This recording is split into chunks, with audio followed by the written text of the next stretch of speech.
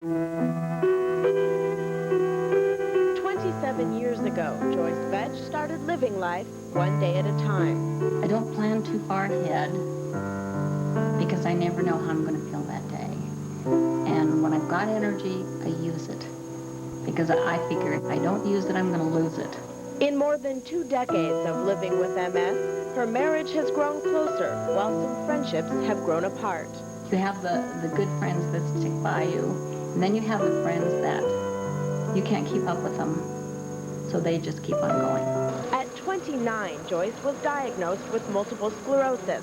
Now she can't use her limbs. Like all victims, the internal messages that tell her body to move them are blocked.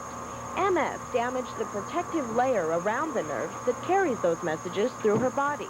At 56, small tasks have become tough chores. If I can pay one bill, write one letter, which I type left-handed on my typewriter, if I can just accomplish one thing, then I feel like I've done something. The disease finally crippled Joyce 10 years ago. That's the case with most victims. Early signs are slight and tough to spot. That's one reason scientists are still searching for a cause. Exactly what starts the illness, why does this illness start in a person's 20s or 30s is not known. It's thought that maybe a virus is some kind of triggering factor in MS. Well, first of all, why don't you go ahead and Joyce relies on her husband for almost everything. She copes by thinking about the advances doctors have made, even those that help test for the disease. The most common test used to diagnose MS is called magnetic resonance imaging, or MRI. Researchers expect this common pattern in a normal MRI scan. Now, in this abnormal scan, you can see the white spots that represent the damaged areas surrounding the nerves. The search continues for a treatment and cure while people suffer from slight and severe cases of MS. What puzzles Joyce most is why she's one of them. I don't know why I have this disease. I don't know who is going to affect. Hopefully, I'm going to do good for somebody. There's got to be a reason why I have it,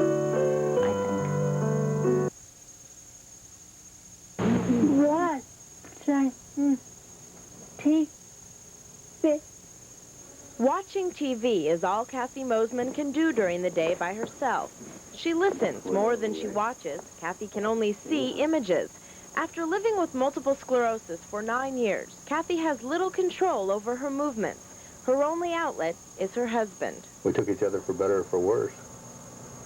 And so we just get along and do the best we can. I believe in God and that there's hope. One mystery of MS is the way each case varies. The reason why one individual has so marked clinical problems and another individual has relatively little in the way of clinical problems is unknown. On the other side of the spectrum is Howard Underwood. He's been living with MS 5 years longer than Kathy. He's in a wheelchair, but drives himself to work each day to this insurance company. Most of my clients have been very nice about coming into the office, making sure that I have handicapped accessibility at their workplaces. Doctors do understand why both patients suffer from different symptoms.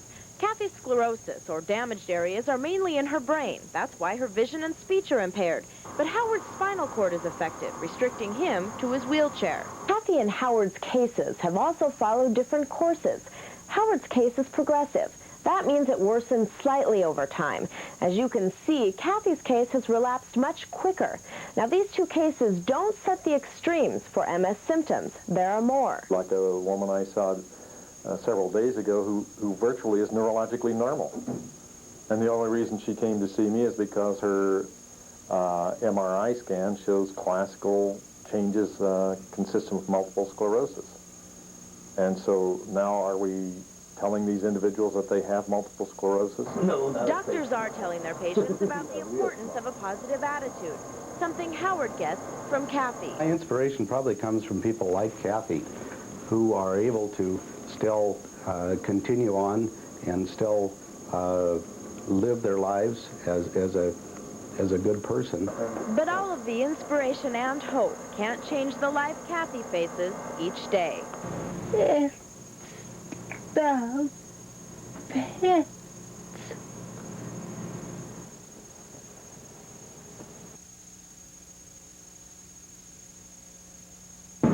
Callahan rides 75 miles on her bike every day. No small task for anyone, but especially difficult for someone living with multiple sclerosis, a disease called the crippler of young adults. This rigorous workout sets her apart from most other MS patients. But in other ways, Brenda's case is a typical example of the MS victim. She's female, her cousin has the disease, and she was diagnosed at the young age of 20. Brenda was raised in Washington, the northern latitudes, where statistics show more MS cases occur than the rest of the country. They show Central Washington with an incidence rate of 2.3 per 1,000. The national average is 1 in every 1,000. Some theories, and they are only theories, try to explain those high numbers. Some think viruses play a role in MS. In the northern latitudes, we're indoors more, where viruses can pass more easily. Those of us in northern latitudes are exposed to viruses more often. And if a virus is some kind of important triggering factor, then maybe that just increases our chances. A second theory says more doctors are skilled to recognize MS in northern latitudes. If you have more neurologists, you have more patients diagnosed as multiple sclerosis. MS is tough to diagnose because the symptoms can signal other diseases. It took doctors 3 years to figure out Brenda had the disease. No one could tell me what was wrong with me. I was diagnosed as crazy or anorexic or things that I wasn't. Even with all of the unknowns, most doctors agree there are more MS cases in northern latitudes. But how accurate are those statistics? Nationwide numbers are collected from offices like this one, where Brenda reported her case. But not everyone files their case. MS isn't considered a communicable disease, so patients aren't required to file with any agency. Research isn't geared toward high case numbers or accurate statistics. The search is for a cure, and doctors say they're closer now than ever because they're learning more about the disease every day. Information that could someday help Brenda and others live a little easier with multiple sclerosis. When there's life, there's hope. No one can tell you what your future holds. We're not promised anything that life is going to be good or perfect. We have to deal with what we get.